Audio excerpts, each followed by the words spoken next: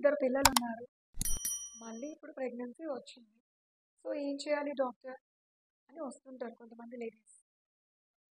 I'm doctor Sudha from Sudha hospital, Hyderabad. So, ఇటువంటి ladies వచ్చినప్పుడు మాకు ఈ ప్రెగ్నెన్సీ వద్దు డాక్టర్ అని అంటారు. ఆల్రెడీ ఇద్దరు పిల్లలున్నారు.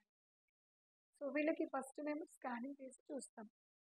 ఎక్కడ ఫామ్ అయింది, ఎంత సైజ్ ఫామ్ అయింది అది చూసాక వాళ్ళకి చెప్తామన్నమాట. If it is early pregnancy అంటే జస్ట్ 7 to 8 వీక్స్ లోపలే ఉంటే కనుక మెడికల్ టర్మినేషన్ ఆఫ్ ప్రెగ్నెన్సీకి వెళ్ళొచ్చు.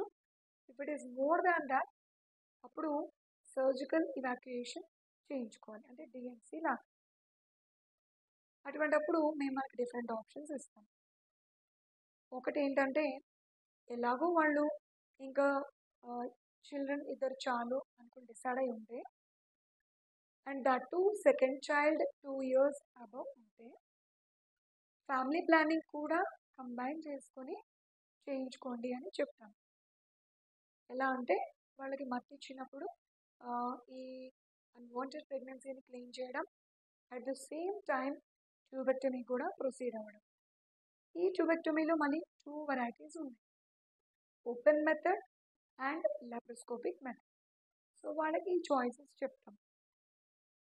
లేదు వాళ్ళు ఇప్పుడే మేము సర్జరీకి రెడీగా లేము or second child is less than 2 years అయితే టెంపరీ ఆప్షన్ లైక్ ఈ టర్మినేషన్ అయిన తర్వాత ఇమీడియట్గా కాపర్టీ ఇన్సర్షన్ చేయించుకోవడం, సో దట్ ఈ కాపర్టీ 5 years పనిచేస్తుంది. సో వాళ్ళు ఈ లోపల నెక్స్ట్ వాళ్ళు ఫర్దర్గా ట్యూబెక్టమీ డిసైడ్ అయినా ఓకే, లేదు ఈ 5 years తర్వాత ఇది రిమూవ్ చేయించుకుని న్యూ కాపర్టీ అన్న వేయించుకోవచ్చు. ఇది రెండవ ఆప్షన్.